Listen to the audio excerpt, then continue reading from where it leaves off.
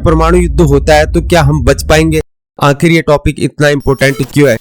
क्या आप भी सोचते हैं कि तीसरा विश्व युद्ध हो सकता है? क्या यह एक संभावना है या बस एक डर है? क्या यह केवल एक काल्पनिक विचार है या यह सचमुच हमें एक दिन परेशान करने वाला है? क्या आपको लगता है कि इतिहास से कुछ सीखा गया है या फिर हम उसी चक्र में फंसने वाले हैं? दुनिया अगर इस डायरेक्शन में जा रही है तो दुनिया के लिए यह सबसे दर्दनाक है। हम भगवान से प्रार्थना करते हैं कि यह ना हो और भविष्य में कभी ना हो। आज हम इस वीडियो में जानेंगे कि अगर कल को यह होता है तो किस तरह से दुनिया बदल सकती है, और समझेंगे कि अगर यह परमाणु युद्ध होता है तो उसके ह्यूमन, इन्वायरमेंटल और पॉलिटिकल इम्पैक्ट्स क्या होंगे, और कैसे जियोपॉलिटिकल और ग्लोबल टेंशन की वजह से यह युद्ध संभव हो सकता है। और इस वीडियो में हम जानेंगे कि हम कैसे इस सिचुएशन से बच सकते हैं। इसलिए मेरे दोस्तों, देखें और जानिए ये खतरनाक सिनेरियो किस तरह से हमारे फ्यूचर को इफेक्ट करेगा। जय हिंद दोस्तों, मैं हूं हीरा परिहार, इंडियन आर्मी रिटायर्ड सोल्जर, और आप देख रहे हैं देशभक्ति डायलॉग। चैनल को सब्सक्राइब करें, वीडियो को ज्यादा से ज्यादा शेयर करें, लाइक करें, कमेंट करें। दोस्तों, दुनिया में लगातार बढ़ती राजनीति और शक्ति की लड़ाई ने आज इस सवाल को और भी बड़ा बना दिया है। पिछले कुछ दशकों में जितनी महत्वपूर्ण घटनाएं घटी हैं वो हमें लगातार सोचने पर मजबूर करती हैं कि कहीं तीसरा विश्व युद्ध तो नहीं आ रहा है। अगर हम अमेरिका, चाइना और रशिया के बीच तनाव पर नजर डालें तो यह दुनिया के सबसे बड़े ताकतवर देशों के बीच एक संभावित संघर्ष का संकेत है।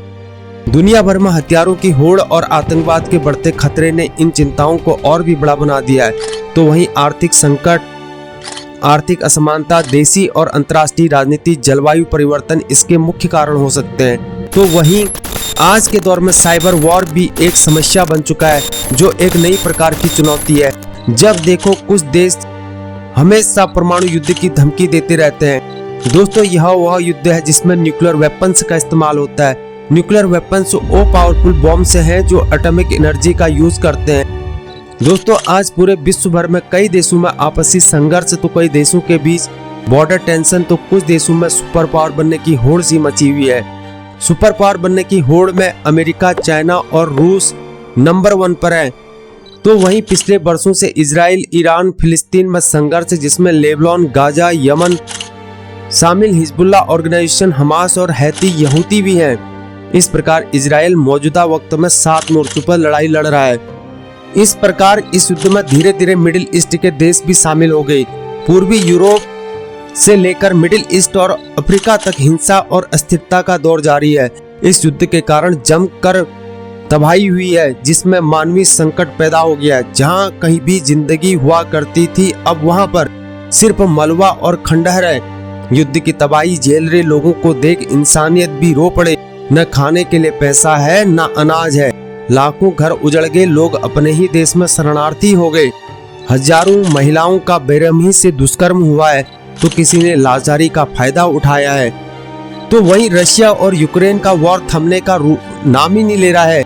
रशिया की ताकत के आगे यूक्रेन न जाने कब का घुटने टेक चुका होता, लेकिन वेस्टर्न कंट्रीज की हेल्प से रशिया की टेंशन भी बढ़ गई है। तो वहीं सूडान गृह युद्ध की आग में जल रहा है। अप्रैल 2023 में शांति वार्ता विफल होने के बाद सूडान की राजधानी खार्तूम और दारफुर के इलाकों में भीषण लड़ाई शुरू हो गई।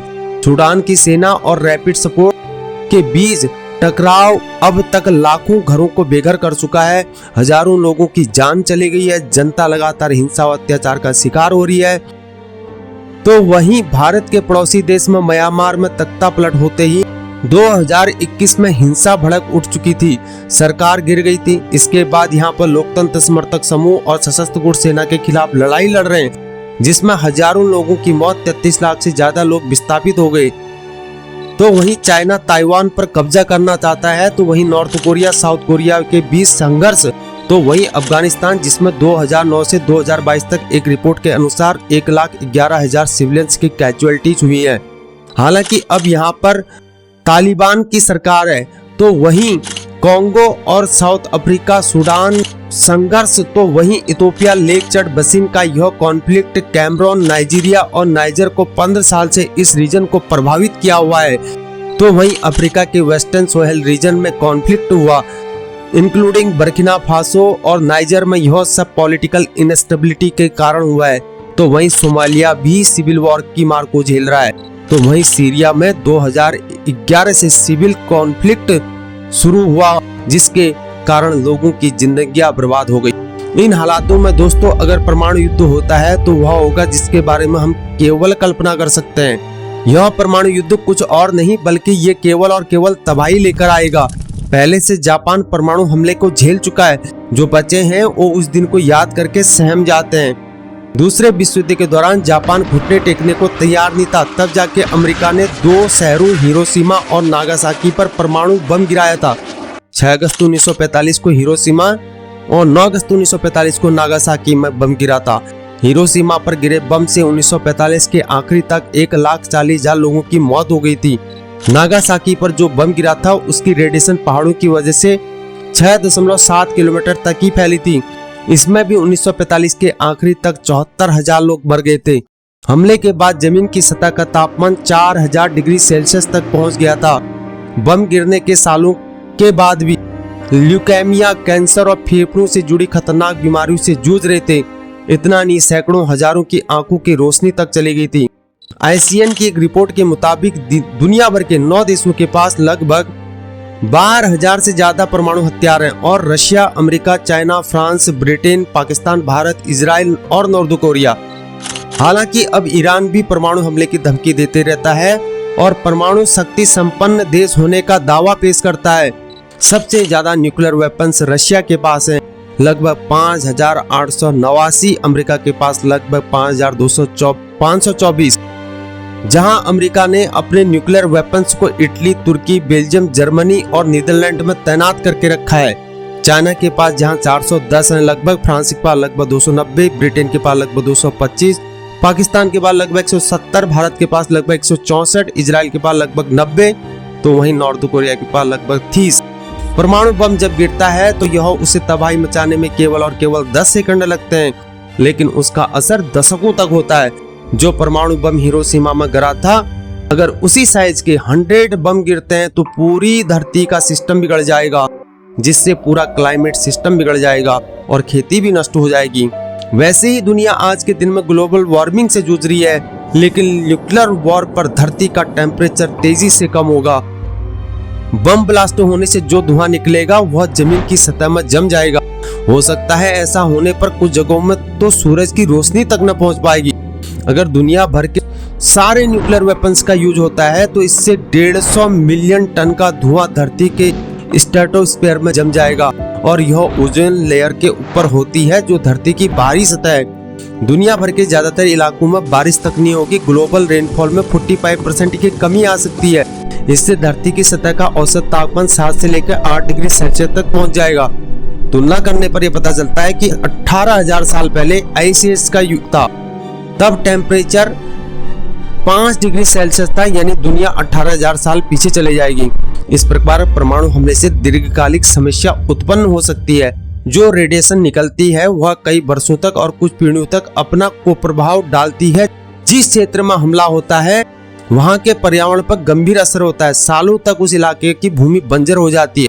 पर्यावरण को गंभीर नुकसान होते हैं। मिट्टी, पानी, हवा प्रदूषित हो जाती है। इन सब का असर खेती पानी पर तो पड़ता ही है। हवा में बड़े पैमाने पर धूल और धुआं लंबे समय तक असर डालती है।